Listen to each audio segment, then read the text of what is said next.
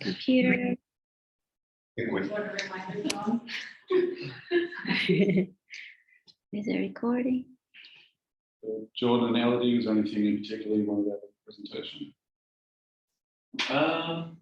Nothing in particular, just kind of removing yourself from the business a bit more. We're going through like a stage of like growth at the minute, so we'll still use freelancers, so we kind of want to find a way to build that into one system rather than everything to open. Yep. Okay. Outsourcing. Way too much. It's public. Just make sure it's recording. Untitled? The last one. Good. Fine. Very good. Okay. Recording? Yeah. Okay. Probably not streaming, but we will upload it on YouTube channel. All right, everyone. Thank you so much for coming. It's some of you are like new faces I haven't seen, but welcome to Dojo events. Today's event will be spend around like an hour, and at the end, after Kieran finishes presentation, we will have question and answer. So please hold your questions, but if he please to like interrupt you, please feel free to continue as he proceeding. So yeah, without further ado, Kieran, the floor is yours.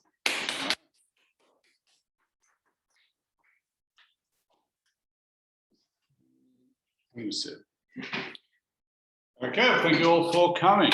So, how do we get your day-to-day, how to get your business to grow without your day-to-day input? It's a challenge that every single business owner faces during the startup phase of the business when they go from 0 employees to 1 to 5 to 10 to 20. It's very challenging. No one knows anything about operations until they have to do it. No one knows anything about management until they have to do it. And so how do we do it? And this is how. So don't hold your questions, ask your questions straight away. And yeah, let's get into it. So my journey began, I've been doing operations management pretty much my whole career. Sorry. Okay.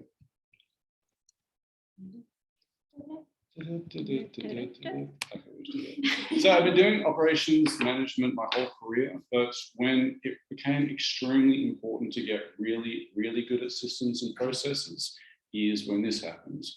This is in 2018. I got diagnosed with severe sleep apnea. But 6 months prior to that, I didn't know what was going on. I just had no energy. And severe sleep apnea, it doesn't matter, but just you sleep terribly and you have no energy. And so one of the exercises that you do before our work week or any of those other books you might have read is imagine you only had 7 hours of energy in a week or 1 hour of energy in a day. What would you then have to delete, delegate, defer, streamline something in order to get your job done? And for me, this was not a hypothetical. I was terrified that I was going to get fired from my job. Couldn't really handle what I was doing with clients. Just couldn't really deliver the work. And so I just had to learn everything that I could possibly learn about to increase the efficiency because I was not getting more energy, and I wouldn't have figured out that it was my sleep that was the problem for like another 6 months. And so in the course of really a few weeks implementing some of the stuff I'm going to show you in here, I was able to delegate pretty much all of my job very quickly to my staff, and then from then I haven't worked more than 7 hours in a week or 10 hours a week in the last several years, and got rid of sleep apnea a long time ago. So here is that story. So delegating authority. This is what's absolutely required, and no one wants to do it because you created the thing, you run the thing, you own the thing. And these other people come in and they're not quite as good as you, or maybe they don't care as much as you, they're not as invested as you, and they feel like they're thieves or something like that. But it's this challenge that we just have to overcome. So one of the keys that I found here is just getting your staff to the extent that they can, just to manage themselves. So I started off with at this agency where I still had severe sleep apnea, digital marketing agency. two VAs who I didn't like, they didn't like me, I didn't like them, I didn't like the quality of the work, I had to do a lot of it myself. I felt like I had to micromanage them. I felt like, if I didn't micromanage them, if I didn't really check everything and really spell things out for them, that they weren't going to be able to deliver the work, which would have reflected badly on me. And working at any sort of agency, you're 2 clients away from like the ship going down. And it was just a huge pain in the ass. So eventually what I came to realize is that the key word in operations manager is manager. And you just got to get good at it and got to really swallow your pride and like just try and do some things. And so that's what I started doing. And so delegating more authority, delegating more responsibilities, and got results really, really quickly. Doing stuff that I thought there's no way my VAs are smart enough to do the high, like really complicated Facebook advertising stuff that we're doing. There's no way. And then 2 weeks later, they were doing pretty much all of it just as well as I was. And so the 3 exercises that I can give to you guys. One is answering staff questions with questions. A lot of questions your staff have. The questions I have is like, all right, here's a question I have, don't really know how to answer it. The quickest way for me to resolve this issue is I just go to the CEO of the company. I message them on Slack and I say, hey, where do I find this file? Or how do I figure out this thing that I could have Googled in 5 seconds or messaged someone else in the company or done a million other things? The quickest way for them to solve this problem is just to ask you if you're the one who's willing to answer it. So don't. Right? If it's a question that they can answer themselves by a quick Google search, via searching Google Drive, via contacting customer support, via messaging someone else in the team, and it takes them maybe 20 minutes or 30 minutes or 15 minutes or 4 minutes or something like that, don't answer. Right? Get your staff to think for themselves by answering them questions with questions. So the analogy that would work would be, your child that you have, because people have children, comes to you with like maths homework. So, Dad, like, what's the square root of 49? It's like, it's 7. Like, what exactly have you taught that child in that moment? Like, nothing. So answer questions with questions, which involves being like somewhat of an unhelpful boss, but at the expense of not equipping your staff with the capacity to answer their own questions, which is what you're doing by answering every question immediately. You're saying, hey, you don't have to learn the answers to these questions yourself, and you're not expected to. So the process for that is just stop doing it. That's it, at least for the other things. The other action step is stop giving approval for things that you don't have to give approval for. Right? If you are responsible for checking the box for everything, doing the final checkoff before anything is published, anything is sent to a client, anything is put on the website, anything is sent out, anything is done, then you can't take a holiday ever. Ever. Fortunately, the things that you need to give approval for, you can find out what those are and just ask your staff, hey, what's everything you come to me for approval for? Send out that message to all your staff. I want you to spend 120 seconds thinking about this and write it out and send it back to me. What you'll find is what I found is that, God, there's a lot of stuff on this list and I don't need to be given approval for maybe 70% of this. Right? It's really straightforward, like internal meetings, like internal emails, like who's the shit if that's right, if that's wrong. This thing that you publish every week without fail, no errors ever, what does it matter if I give approval on that or not? Right? All sorts of stuff, but you don't know what it is until it's written down, and it's not going to get written down until you have your staff write it down and think about it yourself. Right? What does need your approval? What doesn't need your approval? The remaining things on that list that do need approval, well, that's an opportunity to be like, all right, what is our review process for this thing? Right? Before we send copy out to a client, before we update a thing on a website, before we do whatever it is that we're doing, what is our review process? We don't have a process. Let's make a process. You can do review processes, anyone, right? A step-by-step objective, does it fix all these things? You could delegate that to anyone, pretty much, provided you have a process written out, which we'll do in the next slide. Right? So step 1 is like, ask staff, what are you coming to me for approval for? Then check the list. And step 2 is stop giving your approval for stuff that doesn't need it. Stuff when it comes to you, hey, can you check this? Just say, no, I trust your judgment, which is the nicest way of saying, fuck off with this stuff. I trust your judgment. The third action step is delegating problem solving. So if there is a fire in the business, when there is a fire in the business, when there is a problem, and you don't reply in 24 hours, 36 hours, 48 hours, what do you think the time frame should be? What should happen in the business? Should everyone just wait? Or should they wait? Or should someone at some point take the autonomy and responsibility to like solve whatever this thing is?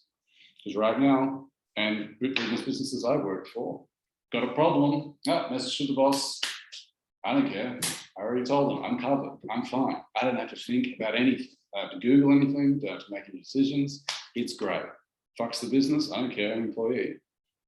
But if you say to your employees, look, if there's a big problem in the business and I'm just not available and I don't reply in 36 hours, I give you responsibility to try and come up with a solution to it. But if they're not delegated, then why would they bother doing problem solving? It's stressful, it's hard. But if you say, look, here you go, then that's another thing to get off your plate. So these are 3 action steps that take maybe 90 seconds to implement. Like, this is the new policy, send me this stuff. This is the deal. It can save you an incredible amount of time, particularly what they represent, which is getting your stuff to like manage themselves. You can baby them, but you're not going to set up a scalable business doing it, and you don't want to do it, and they don't want it to be done to them anyway. So get yourself to manage themselves. Second one is getting your staff to train themselves. So yeah, we're doing really, really complicated Facebook advertising, Facebook integrating with ManyChat, which is this bot, and then that also integrates with the landing page and also integrates with email setup. Huge pain in the ass to do, really, really time consuming. And I just thought that my Filipino VAs were far too stupid to do it. And boy, was I wrong. Right? You write out the process step by step by step by step by step. You write out the process like a cookbook for a recipe. Step 1, preheat the oven through 350 degrees Fahrenheit. Step 2, dice the onions, like a really, really detailed step by step process that a 5-year-old could follow. All of a sudden you realize, oh shit, this is actually not as complicated and difficult as I thought it was. 50% of this could be done by anyone, and the other 50% could be done by a junior. But a lot of organizations, it's the boss who's doing a bunch of stuff that only they can do, and a bunch of stuff they could delegate to a senior, and a bunch of stuff they could delegate to a junior, and a bunch of stuff they could delegate to anyone, to a $4 US an hour VA. Right? How much admin should you be doing? None, ever. How many reviews should you be doing? None, ever. Right? How much of the doing touch should you be doing? None, ever. You assign stuff and you occasionally review stuff and you hire people and you manage people. And that's pretty much it. So the easiest way of implementing this and the least time consuming way, get your staff to write their own processes. Right? How do you write copy? How do you do design? How do you set up a website? How do you set up a Facebook ad? How do you set up whatever it is that you set up? You have a process. Don't tell me you don't have a process. You don't just blindly walk into a website and just do a bunch of shit and things come out. You have a step-by-step process for everything that you do regularly. It's just not written down. But I promise you there's a process there somewhere. Even for that thing that's really complicated and really subjective, even that thing has a process. Right? I have a process for everything that I do repeatedly. I guarantee you they're way more complicated than whatever it is that you're doing, especially a service-based business. Right? How you do copywriting. I'm a genius level copywriter. I bet that you are. Show me a process. Right? So if your staff suck at a thing, even better, get them to write the process for that. You'll see, all right, there's no review process in here. There are no steps for reviewing whether the design you had was accurate. Would it be worthwhile for us to make that a step? Well, there isn't any step in here where you're checking the file format or something like that. So if you got 4 staff, you're assigning them just to make one shitty first draft per week in 10 minutes with spelling errors and bad grammar. In 4 weeks, now you have 16 processes. 8 weeks, now you have 32 processes. Your business can be entirely processed out in 3 months. If it's a large business, sorry, a medium-sized business, right? Very, very, very easy to do. And an additional action step is getting your staff to improve just one process every week. Why is it only one? Because my clients' lives are fucked up. Everyone either has a kid or is pregnant getting a kid or is about to get pregnant getting a kid or is in the middle of lockdown or it just came out of lockdown or has a second business or a third business or is going through a divorce or just went through a divorce or a sleep apnea or something like that. But even in a business that is on fire, you can get staff to write one new process a week and you can get staff to improve one of their existing processes a week. Right? How do we make this more efficient? How do we make this faster? How do we make this easier? And staff do want to improve their own processes if you sell them on it, and you can sell them on it by saying, look, this will make your job, this will make the business more profitable, and it will make you easier to replace. Those are the two things they couldn't give less of a shit about. So if you say, this will make your job easier, this will make your job faster, this will make your job less stressful, and it will, doing anything following a really good process makes your job so much easier, especially all the tedious level admin side jobs that you're having most of your staff do. It's so much easier. Right? The Facebook ads to the ManyChat, to the landing page, to the email, that's a 15-page process that I wrote out. When I have that process, I can do it and I switch off my brain. I don't have to just try and do the math test of remembering what is next and where it is and how it relates to everything else. It's so much easier just to have a really good process for you as well as your staff. And then from there, you have something that you want to improve. Staff member fucked up the copy, or fucked up the design, or fucked up the website. Rather than just telling them something verbally and they have to try and remember that next time, which they won't, because you couldn't, I couldn't. My memory is impeccable. I'm not going to remember that next time. Under pressure, deadline looming. Go back now, show me your process. Okay, step 405 or step 37. File format should be JPEG. And bam, like you never have that problem ever.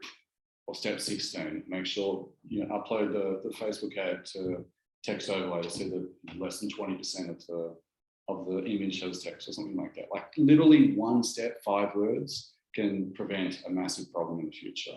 And an idiot could remember to do it because no one has to remember anything. It's just in the process. It is so much easier, which is why every single large business in the world has processes for everything. The other one is getting them to do their own upskilling. And if you're running a marketing agency or any sort of thing, you have to be the one that learns about the new changes that are made on Facebook, on the website, or whatever it is that you're doing. And then you pass that knowledge on to your employees. Unless, of course, you ask them, hey, what do you want to learn about? What are you interested in? Do you want to learn more about programming? Do you want to learn about Facebook? Do you want to learn more about email marketing? Do you want to learn more about design? Do you want to learn more about photography? What do you want to learn about? And I have a bunch of things. And some of those things are related to the business and some of them are other stuff that you don't care about. But the things that are related to the business, like, great. How do you like to learn? Do you like video? Do you like watching videos? Do you like reading text? Do you like listening to audiobooks? You know, I like videos. Doesn't matter. I'm not my employees. They like books. Great. Find me a book that you want on this subject. Right? Let's level up your copywriting. Find me a book. Find me 3 books in the next week that you could learn to do this. Show me those 3 books. All right, I'm going to choose this one. Great. In the next week, how many of these chapters do you think you could read? I don't know, 5. All right, great. Next week, how'd you go learning these chapters? What did you learn? What could we apply? And the employee feels empowered because they are empowered. They've taken responsibility because they have responsibility and they're learning stuff. And you don't have to do shit. Just ask the question, hey, what do you want to learn about? What did you learn? What was the resource that you used? And do this for all of your employees for everything. And then very quickly, something terrifying will happen. Your employees will start to get better than you at their jobs, which is the goal. Right? You want to be the shittest person in the room.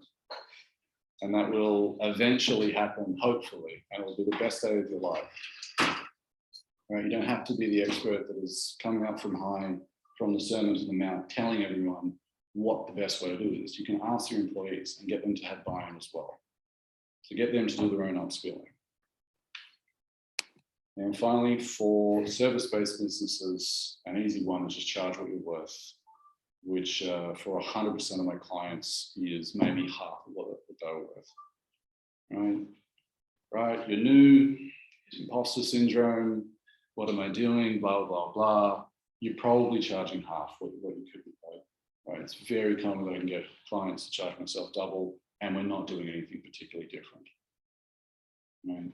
So the ultimate principle is value, not time. No one gives a shit how long it takes, and no one gives a shit how much it costs per hour. What's it worth? Right? You can bring them an extra 5 clients a month. Clients worth $5,000, that's 25 grand a month. Right? Oh, it's $37 an hour. No one gives a shit. Return on investment is the only thing that matters, and the only thing that matters. But it's not like you need a financial instrument for that. Just ask your client, what is a client worth for you? What's the lifetime value of a client? I don't know, $5,000, great. If I get you 2 of those, what's that worth? Right? Selling marketing, is a way to calculate value of time. The easiest way is just stop telling them how much it costs per hour. Right? Even if you couldn't figure out return on investment, just stop telling them how much it costs, what the price is per hour. If the package is 10 hours and you're charging $50 an hour or whatever, it's $500, just say the package is $500. Otherwise, you're not competing with anyone based on value, you're competing based on price. And that's, you don't have the economies of scale to pull that off. Right? You can't compete on cost. Other businesses have amazing amounts of efficiency that you can't even dream of at the moment. So don't stop. No one gives a shit how much it costs per hour. Tell them what it's worth and then charge based on that. Another really easy thing, if your sales pipeline's good, next couple of months look pretty good, increase your prices by 25% for everything new that comes in the door, whilst changing absolutely nothing. Whilst providing absolutely nothing, you're undercharging. I can almost guarantee you're undercharging a lot. But the other competitor doesn't matter. Really, it doesn't matter. Like extremely intensely, it doesn't matter. When I started charging people, I was like $150 an hour, and the client said, okay. I was like, fuck. Right? I'm guessing a lot of you aren't great at sales, or you're like great naturally at sales, but you haven't learned how to do objection handling. So you have no idea how the price is being received. Maybe you're telling the price in an email or something like that, and the person is like doing a dance because this idiot doesn't know how much they're worth. All right, so if the sales pipeline is good, increase your prices for everything that new comes through the door by 25%. So existing clients that that you're currently criminally undercharging, right? They're charging you $500. Well, you're charging them $500, but you could be charging $1,500. Leave them, because it's more difficult to increase prices on existing clients. But a new quote comes in, they want a website, they want copy, they want whatever it is that they want. If that was $1,000 before, now it's $1,250 for the exact same work. And if that goes well, and it probably will, next month, sales pipeline still looking good. Oh, let's increase prices again. Now that's $1,500. Next month, sales pipeline still looking good. Do it again, do it again, do it again. And then the absolute horrifying terror of increasing your prices and declaring that you're actually worth some shit, and that you're not such a piece of shit, your dad is wrong. That can be avoided by you sort of stair-step your way up into the price that you actually deserve. And then you stop when your sales pipeline is no longer good. Okay. Another way to do this is just by offering a bronze, silver, and a gold package. Right? So whatever you're currently charging, whatever your current thing is, just make that the silver. We do a 3-page website with some SEO on page thing, or we do, I don't know, 1,000 words of copywriting, or whatever the is. We do 3 massages and we suck your dick. Whatever it is, that's your silver. The bronze is the more basic version. The gold is something special, fancy on top of that. All right. And now if everyone keeps choosing the gold, which will likely happen, all right, now the gold's the silver. You're going to have create a new package on top of that. The silver is now the bronze. All right. And then as clients keep choosing the most expensive package, the most expensive package keeps changing. And that's another easy way to get them to do it. If you still don't feel confident that in your heart of hearts, you're not worth the money that you're being paid. But you are. The more you can charge, the less clients that you need. And the less clients that you need, the less lead gen you have to do, and the less lead gen you have to do, the more time you can actually spend doing the actual work. And clients that pay more tend to be better to work with for whatever reason. Cheap clients suck. And it's pretty much how it works. So these are all your action steps. Stop answering staff questions with stuff that they can answer themselves. Make a list of everything that staff come to you for approval on. Go through that and see which ones don't need your approval, and then tell them that they don't need your approval. Tell your staff they don't hear back from you on everything except whatever particular pet issue within 36 hours. You give them authority to solve it themselves. Every week, ask your employees to write a new process for something they do, step by step, just in 10 minutes, just so they'll actually do it. Right, in 10 minutes, that's a pretty shitty process, but you at least have a draft and they'll actually do it. Every week, tell your staff to improve some existing process that they have, just in 10 minutes, just so they'll actually do it. Schedule one-on-one meetings with each of your staff, ask them which skills they'd like to improve, which type of resource they would like to use. Can you find that resource? Okay, what can you do in the next week? How many modules, how many videos, how many chapters or whatever? What have you learned? Convert your prices from hourly to total and stop quoting your hourly rate and increase your prices by 25% every month. So if you want these other slides, you can email me. Otherwise, let's open up and questions. So yeah. It's about like the delay. Mm-hmm. Like for me, it's always difficult, to, like you said, to delegate. Mm-hmm. I feel like, okay, I would do like one thing at the time, but I feel like, okay, what is the limit until I can give like the responsibility to my VA? Mm-hmm. Like you said, like are they really my business, and I feel like sometimes, well, am I asking too much? But in the other way, it's like also I feel like now I'm still working a lot of tasks that I shouldn't do it, but I like kind of maybe fear, to delegate more to my VA. So how do you define the limit? Okay, so I'm guessing that the specific fear is I give this to them, they fuck it up. Yeah. Right, which is the same as everyone's fear, same as my fear. So you can test this. So if you were, so give me the example. What's the task that you're not sure about assigning to a PA? There's a lot about like maybe dealing with the client with the money, like payment stuff, all this kind of stuff. All right, so the money thing, do that last, but everything else, you can test it. All right, so hey, I want you to write an article or something for me, and then put it on the website. Start off, just write the article and send it to me.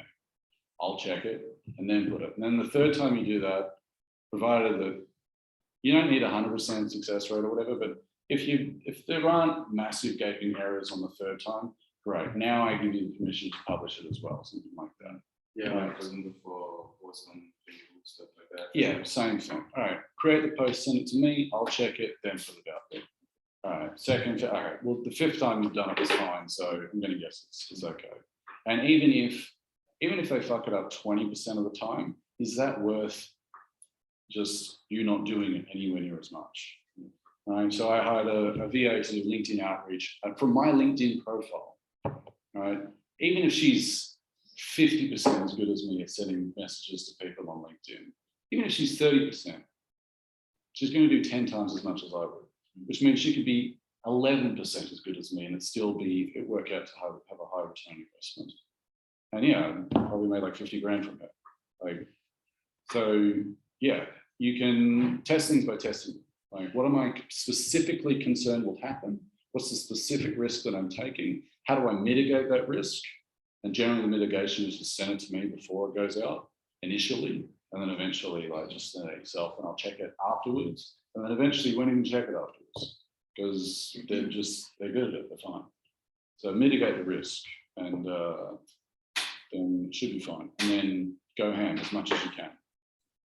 Right. The essence of your business, the only thing that actually matters is getting results for clients. Everything, if you can do everything except that, it doesn't matter. And if you can do that but nothing else, also it doesn't matter. And the client does not give a shit who the value is coming from, really. They just give a shit that they've got value. So yeah, the business is me. No, it's not. The business is you creating someone some conglomeration, organization, crew band of people doing something to then make their life better in some specific way. And that's the only thing that matters. And the more staff you have, the more people you can do that for. Yeah, so for these processes, how are you organizing them so they're Doesn't easily matter. accessible? Doesn't matter. Literally, like anything. Provided everyone can access them, it doesn't matter. But like literally Google Drive would be fine. But if you want to use process.st or a wiki or something like that, it literally doesn't matter. It's a numbered step-by-step list of things to do. Like, yeah, it doesn't matter. An amazing amount doesn't matter.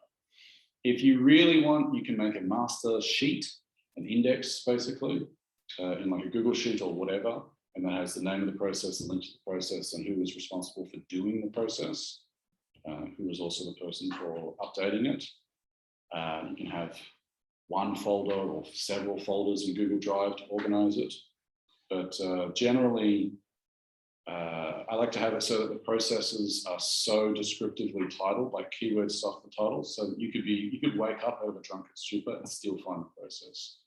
Yeah, so a lot of my processes are called like Facebook ad, copywriting, advertising, copy, text, FB ads, or something like that. So I can type any of those words and it shows up. Right. Yeah. That's really nice. Yeah.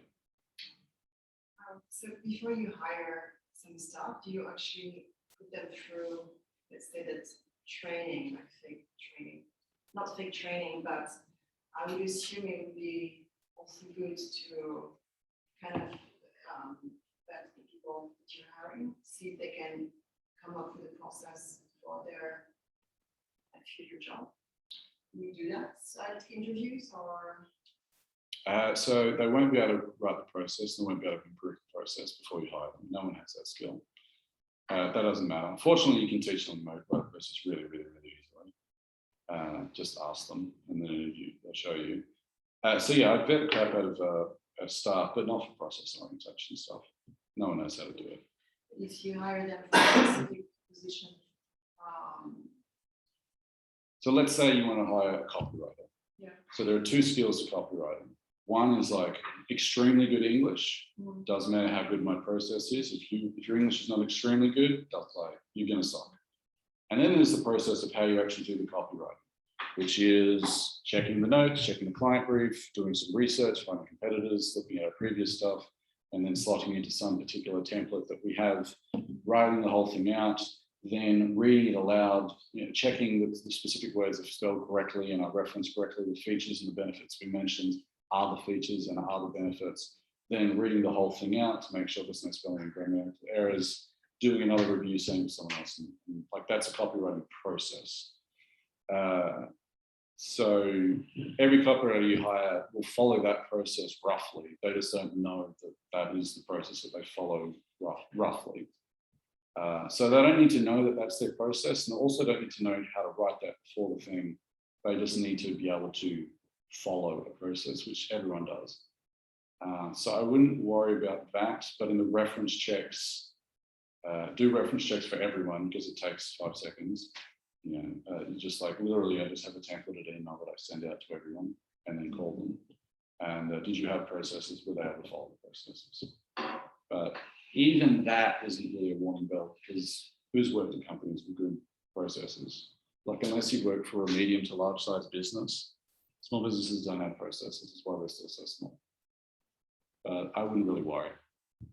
If their attitude is fine, like getting staff to write processes, improve processes is not challenging. And if someone has no experience with processes, that's also not a challenging thing to fix. Yeah. so I don't have questions, it's just I would like to emphasize your points here because not like other people, most of the other people here in the room, I don't have my own business, I work for corporations, for insurance company, but I manage a small thing in the office, but I think what you're saying here, delegate is very important because especially in corporations, delegate is powerful because that's how you know you have you can have a successor. your work fields. But in my own experience, that if you delegate something, and mostly I don't review any of their work because these days I trust them a lot. So, but I also give a credit. For example, I normally I would say just send it to my boss, which is the director. Send right away to the director, and then they got recognitions, and then they got a credit, and they feel the importance of their job. So that's why they're like owning their scope of work very much, and I think that's like really important in a corporation's company. Yeah. And also preparing your successor, because for example, in July I was like sick for the whole month, and whole of our business process didn't get interrupted because we have everything running smoothly without. I mean, I was like just managed by WhatsApp text, not in calls or anything, but everything runs usually. Yeah. Yeah. I mean, it's kind of like it's a massive ego trip trying to attempt this, because your main job is to make yourself irrelevant. Like that's like the ultimate art form of systemizing your business, is that you can die and no one in the business even fucking notices for 3 months. Right? But it's your business and it's the thing that you built. Yeah, it is, and it's great. And you want to get to a point where if you want to take a holiday, you can. Almost none of my clients actually want to just do nothing. All of them just want to do the parts of the business that they really want to do. The stuff that they find the most interesting, the most strategic, the most creative, or anything like that. Like the only thing you really can't delegate is management. Of at least the managers, you can't delegate the management of the managers. And so they just want to do whatever it is that they enjoy doing, be that super creative stuff or copywriting or whatever it is like that. But the everything else, it's a decent place to start. Just want to point on the thing that you said, and also kind of you said, is trust.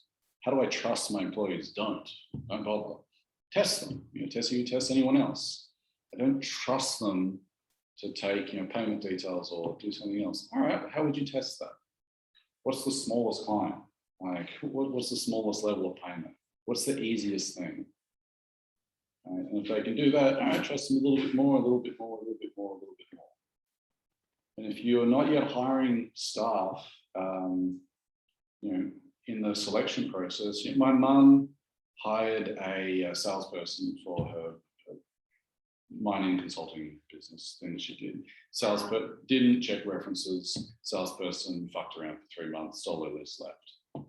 Right, which is horrible, but extremely preventable. Check references.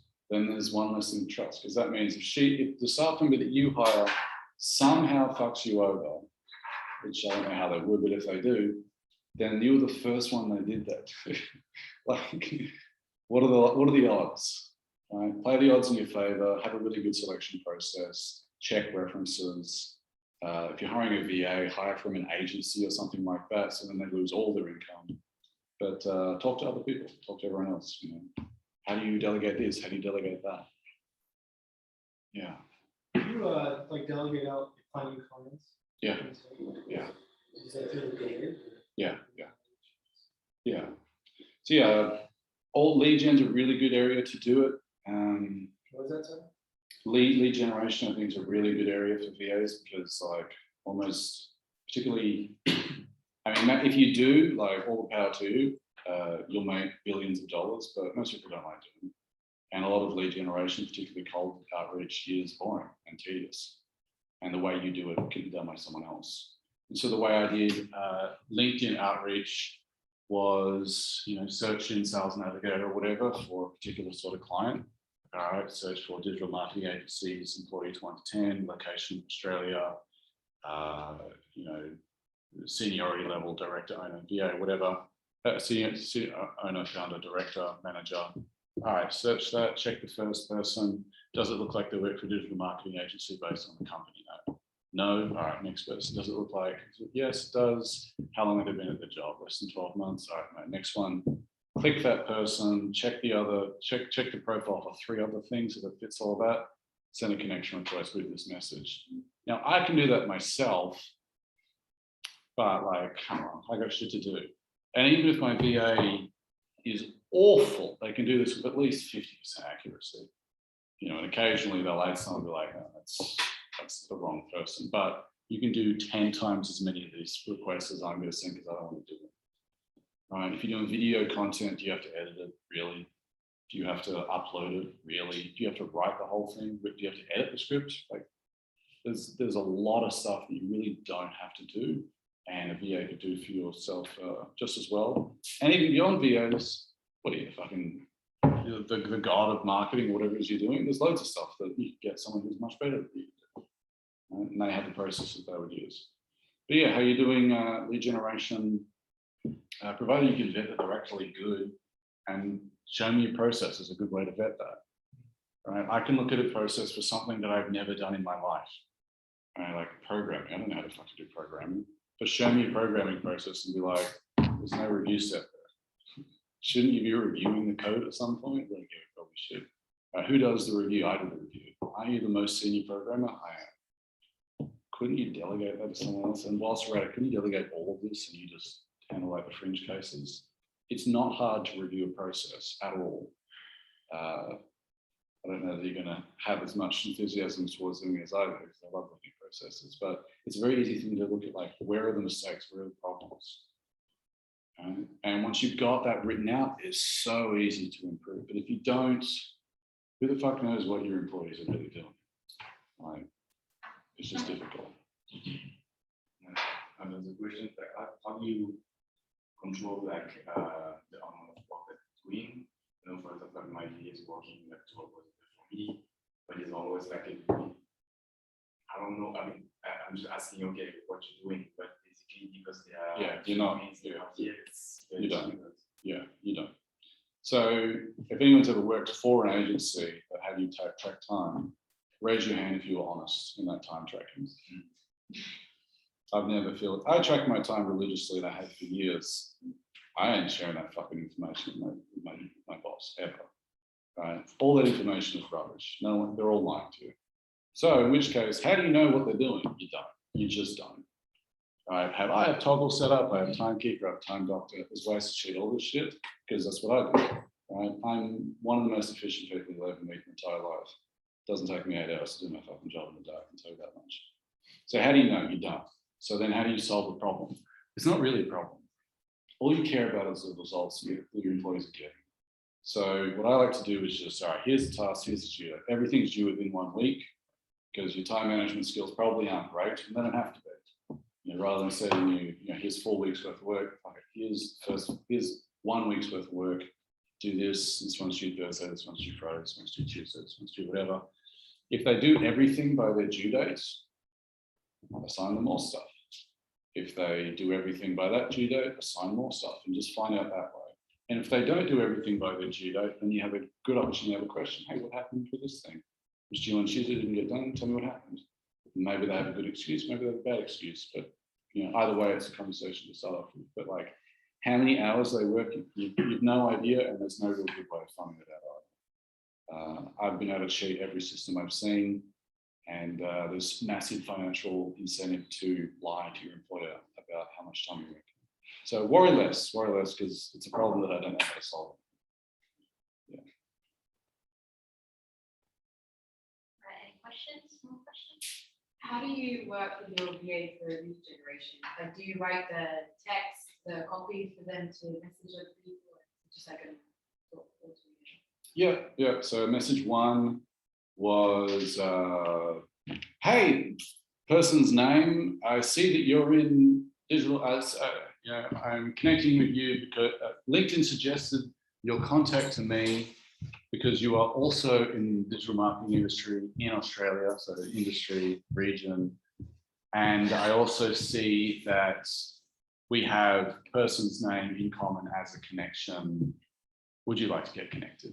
Message 1. Message 2, hey, in your copy, I see you're very good at this particular sort of thing. In your profile, you've been doing whatever skill for like 14 years based upon that. You must be very good at that. Message 3 was something else and something else, something else. So it's templated stuff.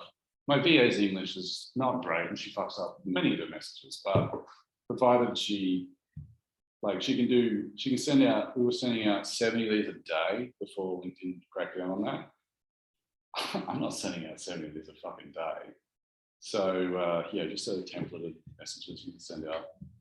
What's the success rate, say, for like 70 Oh, connections a day? Garbage. The better question is what's the ROI? ROI is you can get one client out of that a month, and the client's worth 10 grand, the client is worth 10 grand, and I'm paying you $400 and huge ROI. But if we had, I have 5,000 connections on LinkedIn. Yeah, I might have gotten like 25 clients out of that or something like that. So yeah, but what's the rate? Like for super cold lead gen, initially automated, what's the connection rate? It's fucking terrible. Connection rate was connection rate was really 24%, and then the reply rate was maybe like 30% or something like that. But the better question is what's the ROI? And for stuff like that, for $4 an hour VAs, it's very difficult to not make like an enormous profit on that. Provided you know your target audience, provided you know your offer, provided like the profile you're using is linked to that. You decide to go niche enough, at least in that specific campaign. Do you think like a LinkedIn lead gen would work better than an automated email? The benefit of LinkedIn for me is that business owners, for whatever reason, still check their LinkedIn inbox, but the email inboxes are getting more and more guarded. Like you used to be able to call people on the phone and the boss would pick up. Like it's harder and harder, and now the emails now harder and harder. LinkedIn inbox, people still check it. I don't. It's a huge waste of my fucking time. I don't know why anyone uses LinkedIn for any reason. Right? I never use LinkedIn. 99% of the people I'm connected with on LinkedIn are just potential clients. So for that regard, you can automate the shit out of LinkedIn, or at least you could. Up until a month ago, there was some changes that have been made. So yeah, but honestly, I'd get a VA and just do both. Yeah. Chuck $400 in or whatever you can spare and see what comes out of it. You can get one client's worth double and just keep doing it. Do you do the final sales? So when a lead does come in, do you do the final sales or delegate that as well? So sales, so you have scripts for sales, like all people have scripts for sales. Jordan Belfort, Wolf of Wall Street, has scripts for sales. Filipino VA is not going to be very good at sales generally. Culture is just not that sort of culture, and they're going to want more than $4 an hour because they can. Salespeople are great in interviews, so they would find. So I got my VAs to find leads through links with Sales Navigator, and then contact them to see if they're interested, and just go on an initial call. We can do whatever, and then get the VA to schedule that call, and then I do the initial call and I do the closing call. But later on, I would like to delegate the initial call and then also the closing call. So I have a question about that, like so the same process. So I get leads from the VA and get the call with the check client. But I do it like in 2 times, but same. Now I feel like I'm too much time in this like strategy call. But I feel like keep this time for spending for other stuff. What would you recommend for this process? I mean, you and me both, but the general way is getting to jump through more hoops before the discovery call. So, it's very tempting, depending on what your sales pipeline's like. But if you can get them to really like fill out an application beforehand, which will lose you potential. So I guess the safest way is they apply for the call first, and then after they've applied for the initial call, then get them to fill out an application, which is optional, in which what's your name, what's the industry, whatever the qualifying questions are. So generally, if I've got a client making less than 100 grand a year, maybe it's worth my time, but probably it's not. If I've got a client that's been running a business for less than a year, maybe it's going to lead to a close, but like the odds aren't great. So try and get that, and if that's the case, just cancel the call. If you can find it in your soul to do that. Alternatively, force them to fill it out before the initial call, and that just filters out waste of your time. But if you have your call scripts like written out, you can delegate that, but not that cheaply and not just anyone, because your English used to be like excellent. But discovery call, the initial call where they really go through and qualify them and stuff, that is easier to delegate. And so if, I don't know how many initial calls lead to a closing call, if it's one, if it's 4 to 1 or 3 to 1 or 2 to 1 or something like that. But if you can get rid of those initial calls, that might solve more of your sales problem, more of the time problem. But yeah, it's a problem I was having before as well. It's that problem where for all the clients, they want to be in their meetings and their stand-ups daily, you know, even though I have, you know, workers under me, they always want me there. Whoever does the onboarding is whoever's going to be CC'd on everything that the client ever wants, ever. Yeah. So the solution is actually very simple. I used to be the operations manager for a CRM consultancy. You don't know shit about scope creep and clients that want all sorts of crazy stuff until you've done CRM. It's so unbelievably fucking complicated.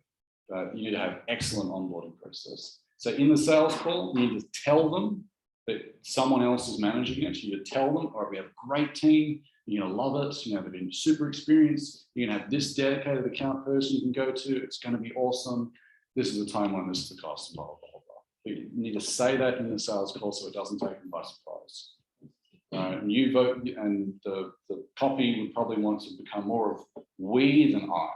And I'm fucking great, like, leave that for a while and like, we're great, our team is great, we, blah, blah. But in the sales call and the closing call, you need to make that clear that you're not the one, you're not the go-to person.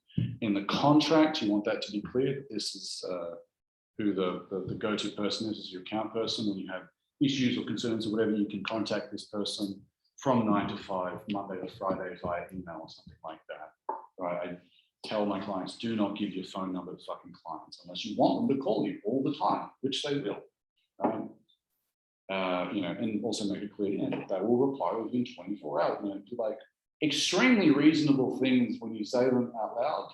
But if a client already expects some stuff and already expects you to reply in 12 seconds, because you do reply in 12 seconds, then that's very challenging for them to stop thinking that, and it's your fault. You train them to be crazy. Clients don't want unreasonable things because they know it's unreasonable. They don't know it's unreasonable. Right? It's like, well, I paid them and they might save. So change your closing call script to mention that, change the contracts, you mention that, and change the onboarding process. So you mention that again. And the person that does the onboarding is the person that does the whole thing. Unfortunately, your onboarding process is the first and easiest thing to delegate.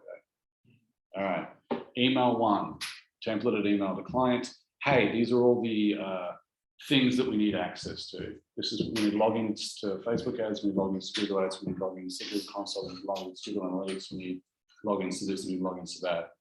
And if they don't know how to do that, you know, here's a tutorial for how to do each of those things. Email 2, sent the same way. Here's all the assets and info that we need. We need your logo, we need this, we need that, we need that, we need that, we need that, we need this. Can you send them to me? Thank you very much. Just to avoid fucking up the timeline and having to think about it. Oh, and then email 3 is like, this is all the things we need clarification on. And just to clarify for the 3rd time now, this is what's in scope, this is what's out of scope, this is who you can contact, this is how you contact. And all of them should be sent from the account manager's like email address. Yeah, super easy to, in fact, I'll just give you my templated process for that after this. Super easy to systemize out. Every agency has that fucking problem. But super easy to fix, fortunately. Yeah. How do you, because I think this is what we're struggling with a lot of the time. It's hard to automate processes when everything we do is custom and tailored to the client. So we don't work based on packages, or we don't have templates that we use for every client. Literally everything, like all contracts that we have, they're all different from client to client. So I think that's why we find it hard to automate processes. Because even if we get like a graphic designer or getting a copywriter, I would probably need like a copywriter that specializes in the insurance industry and a copywriter. So it's hard to like, how do you automate a business that's completely custom to the client's requirement. All right, so if you got 5 different services, 5 different industries, that's 25 different sets of processes. It's 25 times as hard. Right, you don't want to hear that, but like that's reality. Don't. Because there are agencies that are doing the same thing as you, they're as customers as you, they do as many services for as many industries as you, and they got 20 times as many employees as yours. So niche down. Niche down. Right, which is like, fuck, how do I choose a niche? Choose one at random. It doesn't matter. I started with web design agencies. Could have started with any fucking industry, but just choose one, just to start off with, just for lead gen. Someone comes to you and you think you can do a good job and they're offering you money, just say yes. Do lead gen so that 50% of your clients end up being in this thing, and then maybe that becomes 60, 70, 90% or something like that. Bearing in mind, you can change your mind literally whenever the fuck you want. It takes 5 minutes to update your website. You know, I started with web design agency, then it became digital marketing agency, then it became marketing department or something like that. So you can change it, but yeah, it's 25 times as hard. So you want a cookie cutter solution, but the cookie's fucking delicious. You're not sacrificing on quality, you're increasing quality.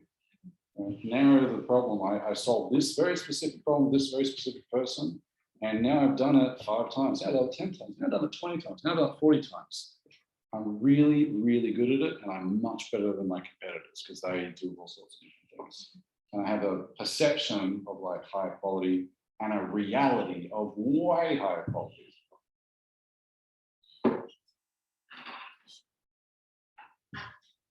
Last time you mentioned Tom Ferry's book. Mhm. Before I was working with. So now that you automated your business, how do you use your freed up time? Do you reinvest the time working on something you like in your business, or do you do other things that are not related to business but might improve your performance in business?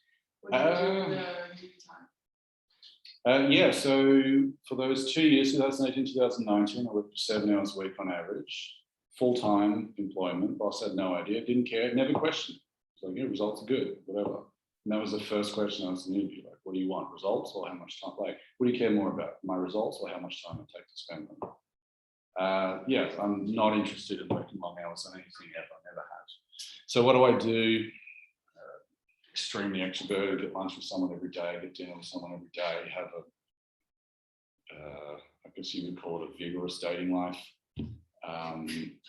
Yeah, go to the gym every day, go to the spa every day, try and do stand-up comedy or improv or drawing or painting or something. Next month I'm doing NaNoWriMo, so write a first draft of the novel in a month. So yeah, just time for myself to do whatever the fuck I want. And just personal projects. You know, this year, this month, I want to get good at whatever it is that I'm doing. Yeah, lots of reading. So usually my understanding about automations is one of them is to reduce your administrative work. Mhm. So that's my idea of automations. And do you have other recommendations like an apps or a platform like a CRM or a pipeline management? Doesn't matter. Doesn't matter. And that's, you have no idea how forbidden that is for a CRM consultant to say, but like, it doesn't fucking matter. I mean, the company I work for, they spend a lot of billions of money to build this CRM system, but then we initially outsourced like using a vendor, but then because it's not connected to our core system, so it's like another extra and it's painful. So currently we are built one CRM system that connected to our CRM. But I mean, I would just like asking you if you have recommendations for a smaller business, a platform that can be used for monthly or yearly subscriptions. Yeah, so same problem. That's every CRM implementation has that problem. Here's this fancy software that we're going to tell you is going to do all this shit, and it technically can, but it's not going to because the staff have no reason to, and it's the staff that use it or don't use it, and sales staff in particular are a bunch of fucking cowboys and don't want to get on board with the system that they have no reason to. So the software fits the system, not the software fits the process, it's not the other way around. So fix your sales process first. Your sales process is probably someone has an interest in an initial call, okay, now they enter the system. So that initial call needs to be scheduled. So it's unscheduled, then it's scheduled. Those are the first two phases. Then the next call, the closer call has to be scheduled. So it's unscheduled or it's scheduled. And then if you didn't close, the contract is unsigned and it's unpaid, and then you need to follow them up to get the contract signed or paid or something like that, or followed up. Or the contract is signed but is not paid, so you need to be followed up for that. Then they're closed and then they're past client, and that's it.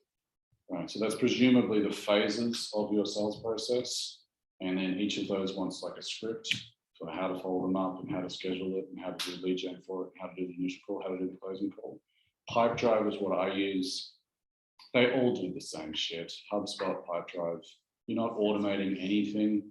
You're just manually entering it or getting a VA to manually enter it for you for the massive fee of $4 an hour or something like that, and entering in the notes from your sales call into the thing as you go. But having a billion different fields and stuff like that, like, it sells the shit out of CRM software. It just, you need to get salespeople to actually use it, or you need to actually use it. And it's a pain in the ass. You're not going to, and they're not going to, and there's not that much benefit in doing anything. The overwhelming benefit of a CRM, and fuck what they tell you, the overwhelming benefit is just having having prospective clients followed up when they're supposed to be followed up, by who they're supposed to be followed up with, an intelligent way to follow them up.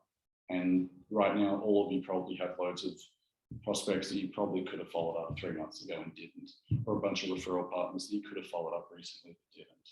And having them in Pipedrive or HubSpot or whatever might help you do that if you look at it regularly. Otherwise, yeah. But Pipedrive maybe, I'm very software agnostic. For the processes, I know there's obviously many different types of processes, but do you have like a few different types of like generic templates? Like if you say to someone, can you sit down and create a process? It tells them like, consider this. Yeah. Yeah, I'll just send you my process template. I can send you a few examples of it and stuff. But it would literally be, okay. Like, give me an example. Like, what would be a process? What was the task you would like processed out?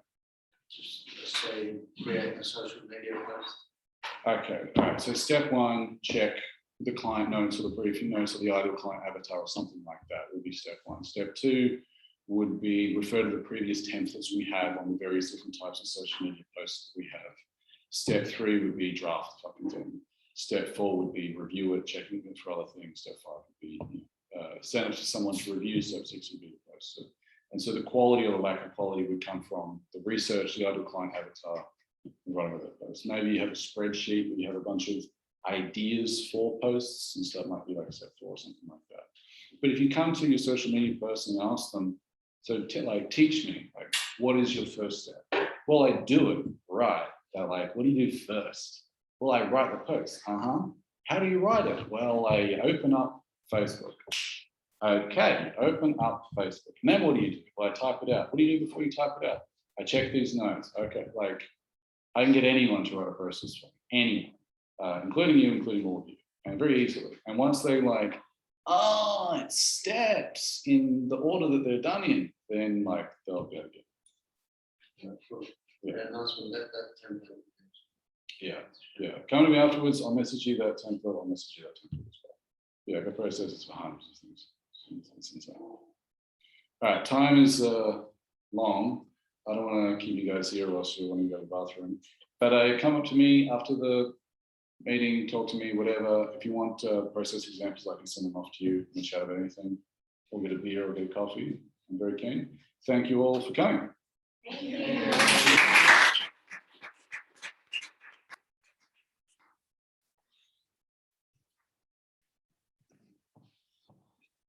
Thank you so much.